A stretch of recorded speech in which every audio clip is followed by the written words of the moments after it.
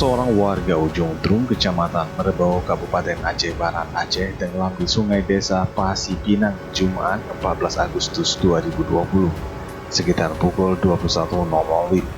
Korban bernama Julela, umur 38 tahun, beralamat di Ujung Trung, Kecamatan Merebau, Kabupaten Aceh Barat.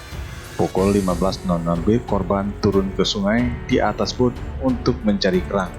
Pada saat turun, kondisi sungai sangat dalam dan korban tidak bisa berenang sehingga tenggelam. Kepala Kantor Pencarian Pertolongan Basarnas Banda Aceh, Budiono, menyampaikan, sekitar pukul 15.55 WIB, Basarnas Banda Aceh memerintahkan personil Posar Labuh bergerak ke lokasi untuk melakukan pencarian. Untuk pencarian dilakukan hingga pukul 16.20 WIB. Tim telah berkoordinasi dengan pihak terkait dan masyarakat setempat.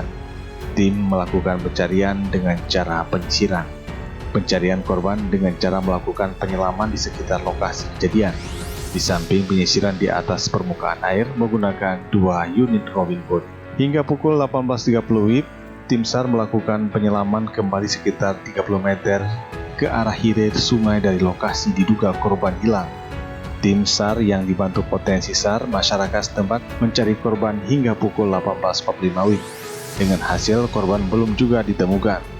Operasi pencarian rencananya akan dilanjutkan esok pagi.